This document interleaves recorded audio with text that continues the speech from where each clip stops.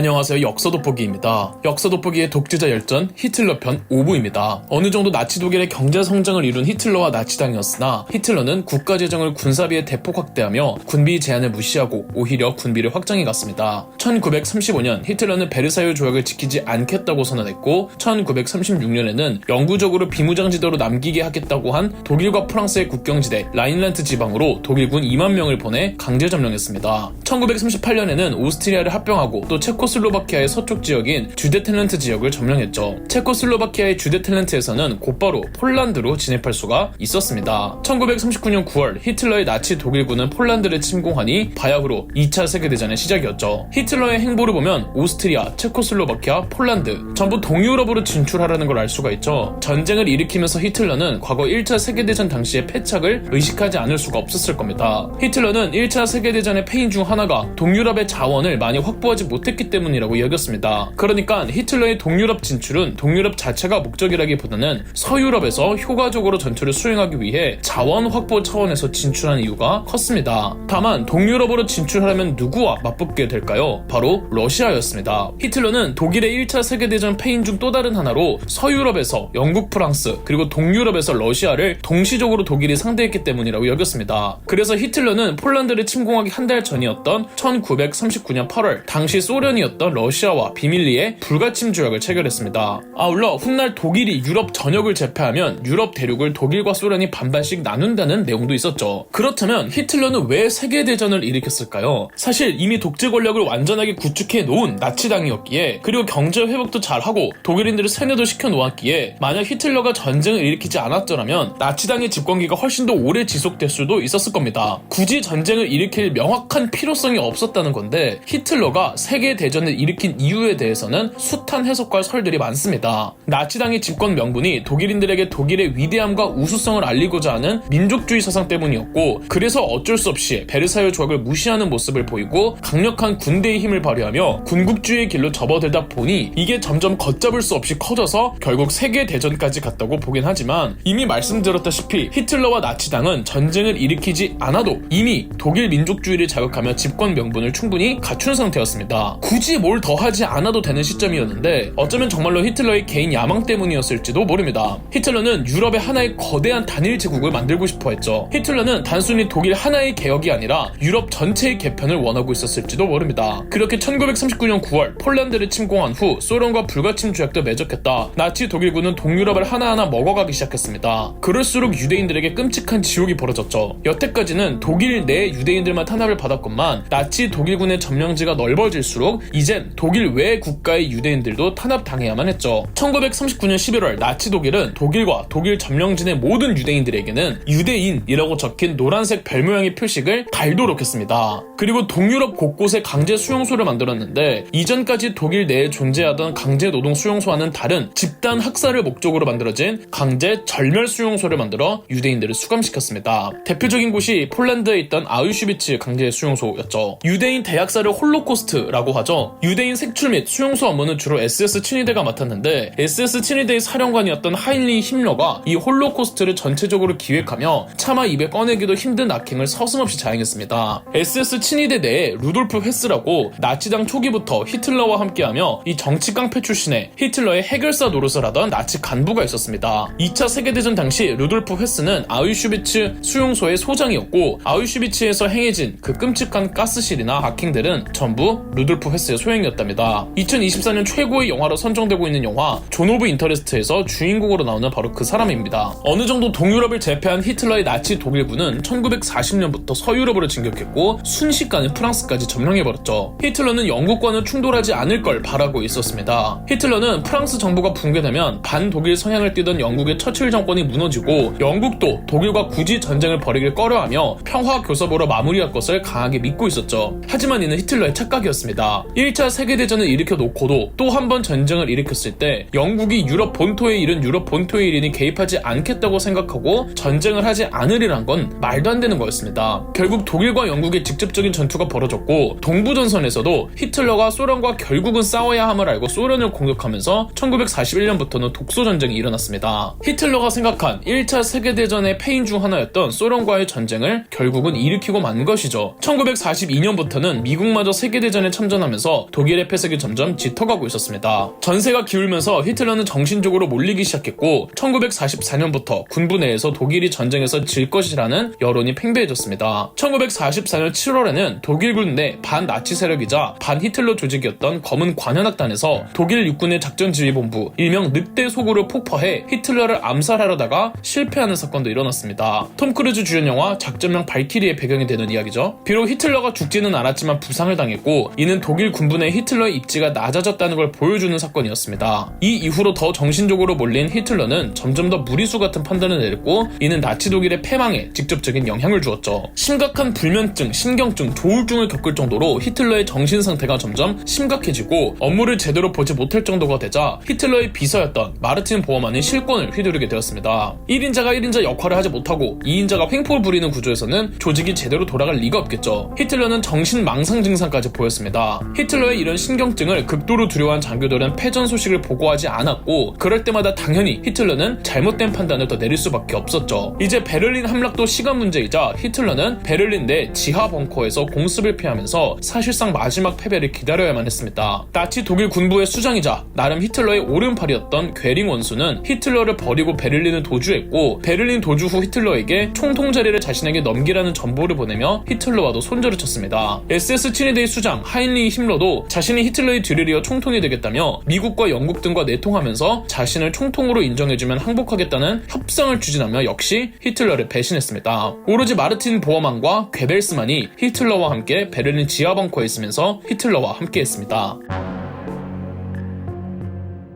히틀러에게 에바 브라운이란 여인이 있었습니다. 나치당 고위 간부의 사진사 조수였는데 나치당이 집권하기 이전부터 에바 브라운은 히틀러와 만나 서로 사랑에 빠져 관계를 맺었죠. 이때 히틀러는 동거녀가 따로 있었으나 동거녀가 죽고 나서 본격적으로 에바 브라운과 동거를 했으나 나치당 집권 이후 히틀러는 스스로를 독일의 메시아라 자처하면서 절대 사생활 스캔들에 휘말리지 않도록 에바 브라운의 정체를 꽁꽁 숨겼습니다. 그래서 에바 브라운과 결혼도 하지 않았고 대중들은 히틀러의 여인이 없다고 여겼습니다. 에바 브라운의 정체는 히틀러 측근들이 아니면 몰랐다고 하죠. 히틀러는 호화로운 저택을 마련해 주었고 에바 브라운은 저택에서 사치스러운 삶을 살았지만 자신의 존재를 감추는 히틀러에게 큰 실망감을 느끼며 외로움과 우울증에 시달려 몇 차례 스스로 목숨을 끊을 시도도 한 적이 있었죠. 그럼에도 에바 브라운은 히틀러에게 사랑을 계속 표현했고 히틀러도 개인적으로는 비서 마르틴 보어만을 통해서 에바 브라운을 아주 아껴주고 있었습니다. 1945년 이제 베를린 함락이 얼마 안 남았을 때 히틀러는 에바 브라운에게 안전한 곳으로 대피하라고 일렀으나 에바 브라운은 무시하고 히틀러가 있는 지하 벙커로 들어옵니다.